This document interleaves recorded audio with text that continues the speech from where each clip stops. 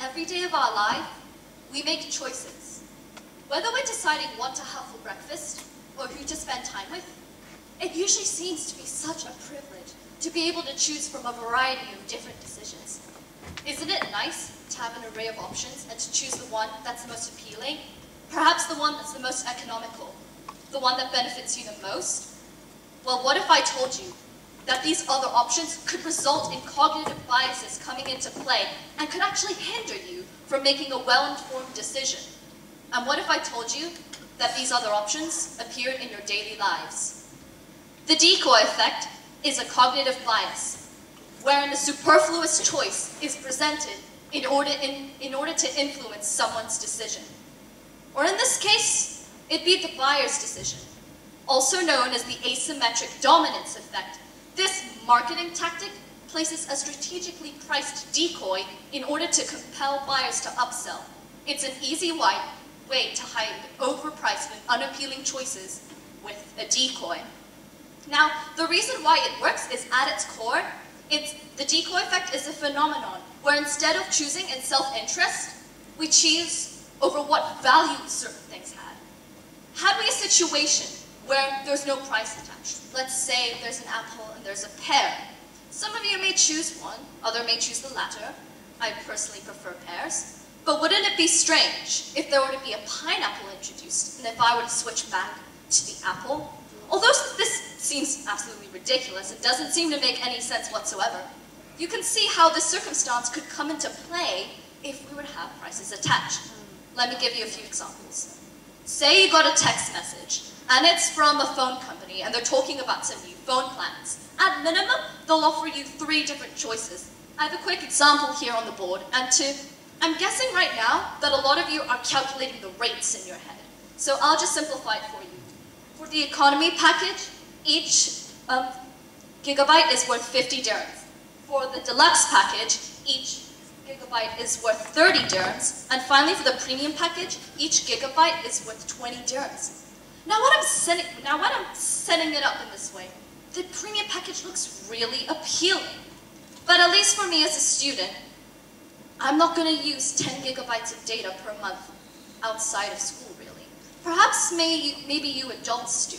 But you could see the similar situation happening with slightly higher storage offers. The thing is that this is the decoy effect that is being in play.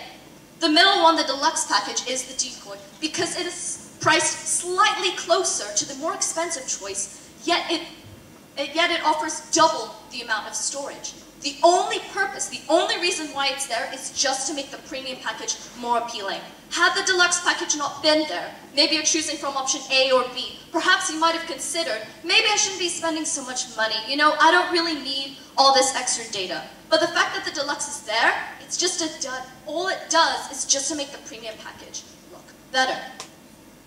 Now, let's say after this text message, you get a little hungry, and you decide to stop by at a fast food store. These are the options. What you'll notice right away is the price of the burger, the soda, and the fries, just by themselves individually, if you were to add them up all together, is significantly more than the meal. So you came in maybe a little hungry, maybe just wanting a cheeseburger, but you might as well get some soda and some fries because you're getting it at a better deal, right? This is what your cognitive biases are telling you, that you're getting a better deal because you anchor yourselves to the soft drink and the fries price. You think a soft drink is worth 8 dirhams. You think the fries is worth 9 dirhams. In reality, if we just had any fast food store that just sold those 2 items individually by themselves, they'd go out of business. They're extremely overpriced just to make the meal look more appealing. And this is when they won. They got you to walk out of the store, not just with a burger, but a burger, soda, and fries, and the satisfaction of knowing you made the right choice. And although this 7 dirham may not seem like much, considering if we had to have like a lot of people coming in on a daily basis, it could add up to gargantuan profits. Now, what I found to be a little strange is whilst I was doing research for the decoy effect, whilst I was just looking online, there doesn't seem to be so much coverage on it for something that's used so often in our daily lives, something that is constantly used in advertising. We don't even give it a name. Sometimes they just do it instinctively. When I was looking up some articles, the ones I found were the Decoy Effect and how to make more sales, or how to help buyers choose the right choice. Well, if I think that companies are going to manipulate us and toy with our cognitive biases in order to make us upsell, I find it to be a useful exercise to recognize that there are decoys in play, to identify them, and with this newfound information, perhaps we could make a better decision. So I'll leave you with this. In your life, next time you make a purchase, next time you buy something, where else could you spot other decoys? And perhaps, where could you use decoys to your advantage? Thank you.